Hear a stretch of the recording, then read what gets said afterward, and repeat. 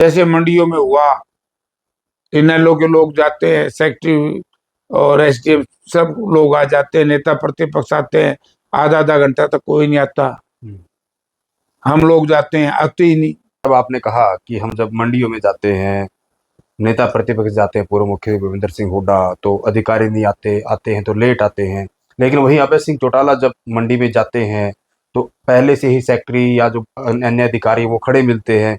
यहाँ तक कि कई जगह तो वो संडे को भी गए, संडे को भी एसडीएम वगैरह मंडी सेक्रेटरी वो खड़े मिले, बकायदा उनको जिस तरीके से अभय सिंह चौटाला बोलते हैं, जाकर उनका नंबर सार्वजनिक कहते हैं, बताओ माइक के आगे बोलते हैं, कोई दिक्कत नहीं आनी चाहिए।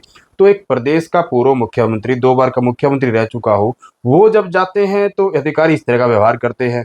अभय सिंह चौटाला जो पूर्व विधायक हैं वो जाते हैं तो इस तरह का कहने के व्यवहार होता है। तो ये इतना बड़ा फर्क क्यों?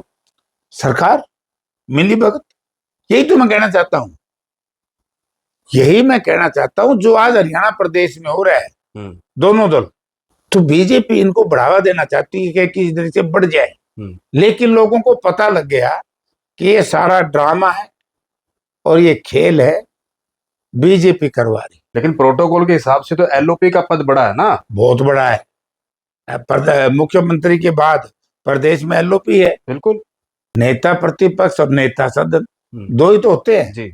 लेकिन यही तो मैं आपसे कहना चाहता हूं कि ये लोग बीजेपी के लिए काम कर रहे हैं और बीजेपी चाहती है कि किसी तरीके से चुनाव में वोट का बंटवारा हो जाए। ये आपने गोपाल कांडा जी का बयान सुना होगा, आज तक उस बयान की कंट्राडिक्शन नहीं हुई जी। ना मनोहर लाल जी की तरफ से हुई, ना इनकी तरफ से हुई।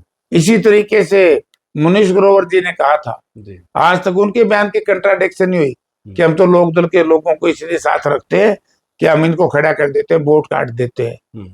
तो ये बात अभी ये लोक दल बार बार हमें कहते हैं, तुम क्यों कहते हो ये बात? अरे भाई हम क्या करें। लेकिन एमपी साहब, इस घटना से ना लोगों में ये भी चर्चाएं होती हैं कि भाई अभय सिंह चौटाला का तो कहीं की डर है, अधिकारियों में एक रोब है, जो वो जाते तो आ जाते हैं।